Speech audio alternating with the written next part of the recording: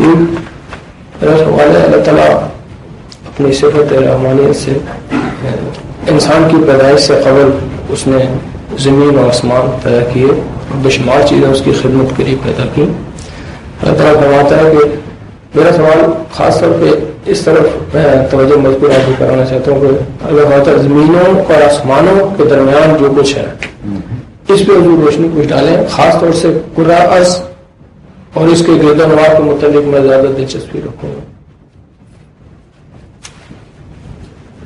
یہ تو ایک سائنسی سوال ہے. بیٹھیں، تشریف رکھیں. ایسے آپ کا ذہن صحیح فلائٹ لے گیا ہے ماشاءاللہ، اور عین آسمان اور زمین کے درمیان جا کے ٹھہر گیا.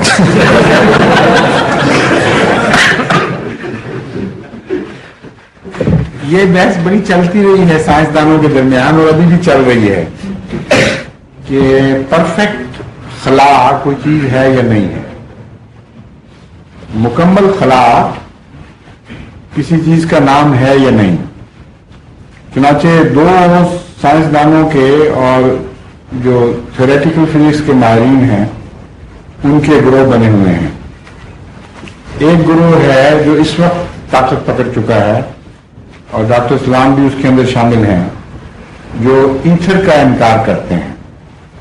وہ کہتے ہیں کہ زمین اور آسمان کے درمیان، یعنی کرۂ سماوی اور زمین یا دوسرے کروں کے درمیان مکمل خلا ممکن ہے، اور شعاعیں جو حرکت کرتی ہیں یہ جس جگہ سے روانہ ہوتی ہیں وہاں سے اپنی طاقت، اپنا رزق لے کر ساتھ چلتی ہیں، اور بیچ کی کسی فضا کے نتیجے میں، اس کی لوچ کے نتیجے میں حرکت نہیں کرتی.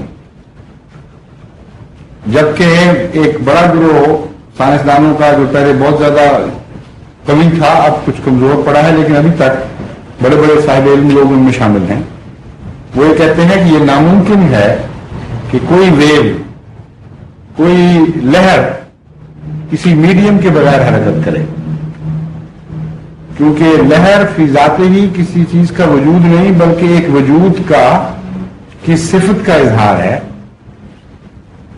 مثلا ہم جب اب کپڑے کو حرکت دیتے ہیں اور ایک لہر پیدا ہو رہی ہے، یہ پیدا ہوئی، یا پانی میں روڑا مارتے ہیں تو ایک لہر پیدا ہوتی ہے، یا بولتے ہیں تو آواز میں ایک لہر، حرکت میں ہوا میں ایک لہر پیدا ہوتی ہے.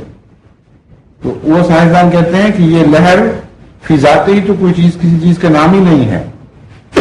یہ تو یا کپڑے کی حرکت کا نام ہے، یا پانی کی حرکت کا نام ہے، یا ہوا کی حرکت کا نام ہے، کسی میڈیم کی حرکت کا نام ہے، اور ایک خاص طرز پر ایک معین رخ پر اگر وہ حرکت ہوتی ہے، ایک خاص انداز پر وہ حرکت ہوتی ہے اور اس میں ایک ردم پایا جاتا ہے، تو اس کو ہم ویو کہہ دیتے ہیں، لہر. اس لیے شعاعیں بغیر کسی میڈیم کے بیچ میں سے کیسے حرکت کر سکتی ہیں اور پھر واپس کیوں آتی ہیں.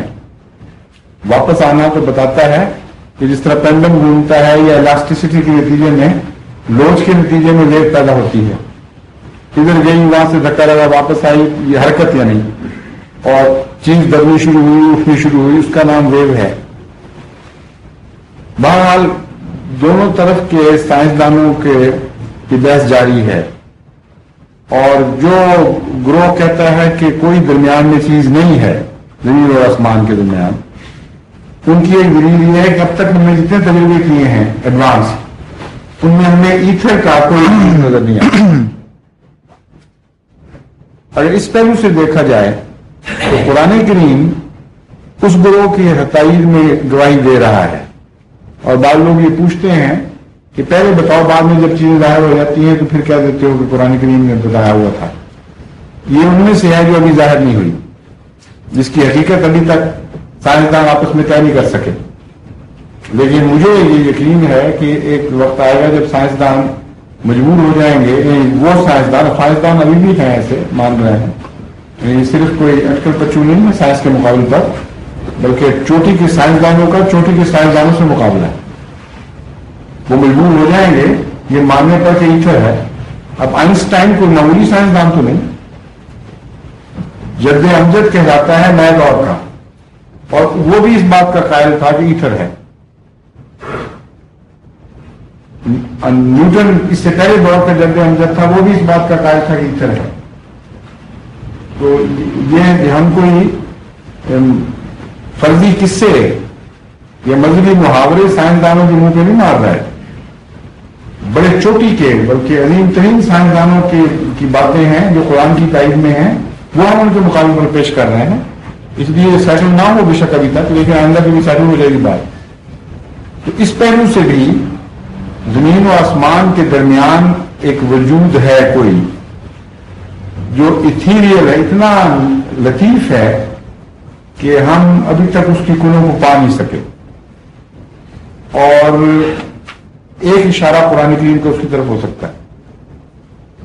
ایک اور لحاظ سے اس کا مطلب یہ بن سکتا ہے کہ زمین و آسمان کے درمیان جو سائنسدان ایتھر کے منکر ہیں ویوز تو بہرحال مانتے ہیں نا، اور ہر وقت ایک توانائی موجود ہے جس نے سارے جگ کو بھرا ہوا ہے. ایک ذرہ بھی ایسا نہیں ہے جہاں وہ توانائی موجود نہیں. اور اس کا جو غالباً 4 سیلسیس اس کا ٹیمپریچر ہے، کیلوین اس کا ٹیمپریچر ہے توانائی کا، یعنی پیمانہ اس کا یہ ہے. اور یہ وہ توانائی کہتے ہیں جب وہ کائنات وجود میں آئی تھی 14 بلین سال پہلے، اس وقت جو دھماکہ ہوا تھا اس کی قوت ساری جگ کو بھرا ہوا ہے، اور ہلکے ہوتے ہوتے ابھی تک بھی ہر جگہ موجود ہے وہ قوت. تو خدا تعالیٰ جب یہ فرماتا ہے قرآن کریم میں کہ زمین اور آسمان اور جو ان کے درمیان میں ہے، تو اس زمانے کے انسان کے تو وہم گمان میں بھی نہیں آ سکتا تھا کہ بیچ میں ضرور کوئی چیز ہوگی. تو یہ چیزیں تو ثابت شدہ ہے نا کہ توانائی کی بعض شکلیں بیچ میں موجود ہیں. اور پھر دوسرے سیاروں سے جو روشنیاں آ رہی ہیں، جو ریڈیو کی توانائی ظاہر ہو رہی ہے، جو اور قسم کی گاما ریز یا ایکس ریز کی توانائی ظاہر ہو رہی ہے، وہ ساری توانائی ہے جس میں جگ کو بھرا ہوا ہے. ایک بھی حصہ ایسا نہیں جگ کا جس میں کچھ نہ کچھ ہو نہیں رہا.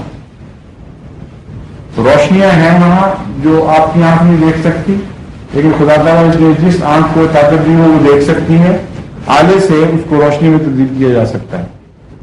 اور یہ جو جگ کی آواز ہے جو 14 ارب سال پہلے دھماکہ ہوا تھا، اس کو سائنسدانوں نے کنورٹ کر کے ظاہر بھی کیا ہے. چنانچہ جو ہندوستان میں مادام توسو کے ساتھ ہے نا پلیٹین، کیا کہتے ہیں اس کو، پلانیٹوریم میں وہ پہلے دکھایا کرتے تھے، وہ آواز رو رو رو رو کر کے سارا حال بن جاتا تھا. وہ کہتے تھے کہ اس کو ہم نے وہ آواز جو 14 بلین سال پہلے ظاہر ہوئی تھی، اس کو ہم نے ملٹی پلائی کیا ہے، بہت موجود ہے ابھی تک. اسی کو لے کر اس کو ایمپلیفائی کرتے چلے گئے ہیں، ملٹی پلائی کرتے چلے گئے ہیں، یہاں تک کہ وہ یہ آواز بنی تھی جو آپ نے سنی ہے. یہ اصل آواز ہے، فرضی نہیں بنائی گئی. تو سائنسدان ان حقیقتوں کو پانے لگ گئے جو آج کے سائنسدان جو قرآن کریم نے بیان کیے ہیں پہلے سے. ایک یہ بھی ممکن ہے کہ ان کے درمیان جو میٹیور، ذرات، کئی چیزیں گھومتی پھر رہی ہیں، ظاہری معنی موٹے معنوں کی حیثیت بھی ممکن ہے. پھر خدا تعالیٰ کی مخلوق کی شکلیں بہت سی ہیں جن تک ہماری رسائی نہیں. یہ جو متفرق سطحیں ہیں وجود کی، ان تک ابھی انسان پہنچا ہی نہیں. چنانچہ اب ایک سائنسدانوں کا گروہ اپنی سوچوں کو اس طرف بھی لے جا رہا ہے کہ ایک ہی وقت میں پلینز آف ایگزسٹنس مختلف ہو سکتے ہیں. یعنی وجود کی سطحیں اتنی مختلف ہو سکتی ہیں کہ منفی ڈائمینشنز بھی ہوں اور مثبت ڈائمینشنز بھی ہوں. چنانچہ بعض سائنسدانوں نے یہ کہنا شروع کیا ہے کہ جب بلیک ہول کے ذریعے ایک کائنات ڈوب جاتی ہے اور غائب ہو جاتی ہے، اور شکر کر ایک ذرے میں سورج اور ستارے یہ سارے مل کے بھی سکڑتے ایک طاقت کے ذریعے اتنے سکڑ سکتے ہیں کہ ایک جگہ جا کر وہ ساری توانائی سکڑ کے غائب ہو جائے. اس کو وہ بلیک ہول کہتے ہیں، یعنی اندھیرا سوراخ جس میں ہر روشنی، ہر توانائی، ہر طاقت ڈوب جاتی ہے. سائنسدان کہتے ہیں کہ یہ بھی اب ہم سوچ رہے ہیں کہ ہو سکتا ہے اس سے دوسری طرف ابھر بھی آئے ہوں بتاؤں، ایک طرف ڈوب کے اسی جگہ کسی اور شکل میں ابھر آئے ہوں اور ہمیں پتا نہ ہو کیونکہ ان کا پلین مختلف ہو گیا ہے، ان کی ڈائمینشن بدل گئی. عجیب و غریب تماشوں میں سائنس داخل ہو چکی ہے کہ تعجب پر تعجب پیدا ہو رہا ہے جو انسان سوچ نہیں سکتا، اس کا دماغ کنسیو نہیں کر سکتا. یہ چیزیں بھی ہو سکتی. اللہ تعالیٰ کے جو کام ہے وہ تو بڑے عجیب ہیں. اس لیے بیچ میں اور کیا کیا ہے یہ ہم جانتے نہیں. جب آئندہ زمانے میں ممکن ہے انسان تو خدا علم عطا فرما دے تو نئی چیزیں بھی دریافت کریں، کچھ اور بھی ہیں بیچ میں. حضرت مسیم علیہ السلام نے لکھا ہے کہ فضا کا ایک ذرہ برابر جگہ بھی اللہ کی مخلوق سے خالی ہے. بالکل السلام نے بھی اسی تشریح میں فرمایا ہوگا کہ فضا کا، کائنات کا ایک ذرہ بھی ایسا نہیں جو خدا کی مخلوق سے خالی ہو. معافی سماوات جو ہے باہر موجود ہے. گلیکسی کی کریشن پہ جو بحث کی ہے سائنسدانوں نے، اس میں وہ پہلے جو والیوم بتاتے ہیں اتنی زیادہ ہے ہائیڈروجن کی جو خرچ ہوتی ہے، پھر وہ کہتے ہیں کہ ہائیڈروجن کی پاپولیشن جو ہے 1 ایٹم پر کیوبک انچ، اتنی بڑی گلیکسی بننے کے بعد بھی اس میں فرق نہیں آتا. تو وہ ایگزسٹ کرتی ہے وہ ہائیڈروجن 1 ایٹم پر کیوبک انچ ان کے اندازے کے مطابق، وہ بھی اللہ کی مخلوق ہے. مگر اس کی ڈسپرشن اس طرح نہیں ہے نا کہ ہر انچ میں وہ موجود رہے. اس میں مختلف نظر آتا ہے. یعنی اگر ان کا مطلب یہ ہے کہ اگر ہم ہائیڈروجن کے ذرات کو کیلکولیٹ کریں تو وہ اس ساری فضا کو اس طرح بھر دیں گے کہ ہر انچ میں ایک ہائیڈروجن کا ذرہ آ جائے گا. تو اس کے باوجود پھر خالی جگہ رہ جائے گی نا کچھ، کیونکہ ایک ذرہ ہائیڈروجن کا 1 انچ میں اتنا چھوٹا ہے کہ اگر یہ ساری زمین آپ تصور کر لیں اور اس کے مقابلے پر ایک چھرا رکھ لیں تو وہ چھرا بھی اس ہائیڈروجن کے ذرے سے زمین کے مقابلے پر بڑا دکھائی دے گا. یعنی ہائیڈروجن کے ذرے کا حجم اتنا چھوٹا ہے کہ اگر ساری زمین کو چھروں میں آپ سمجھ لیں اور ایک چھرا ساری زمین کے مقابلے پر رکھیں، مثلا BB کا یا SG کا چھرا لے لیں موٹا کوئی، تو یقینی طور پر ہائیڈروجن کا جو ذرہ ہے وہ ایک قطرے میں اس سے کم جگہ گھیر رہا ہے. 1 انچ میں جو آپ کہہ لیں اس سے یقینی طور پر کم جگہ گھیرتا ہے. تو پھر تو یہ ہوا کہ استثناء ہو گیا وجود اور خلا قانون عام ہو گیا. اس لیے یہ لازماً کوئی ایسی شکل ماننی پڑے گی وجود کی جس سے کوئی جگہ خالی نہ ہو. یعنی یہ نہیں کہ ہر جگہ پھیلا ہوا وجود موجود ہے، بلکہ کوئی اٹینویٹڈ چیز ہے جس کو ایتھر ٹائپ کی، کوئی ایسی چیز جو مادے کی آخری شکل ہے لطافت میں، اور اس کے آگے جا کے پھر ایک اور روحانی شکلیں ایسی پیدا ہو جاتی ہوں گی. بہرحال ہمیں یہ پورا علم نہیں ہے لیکن امکانات ہیں صرف.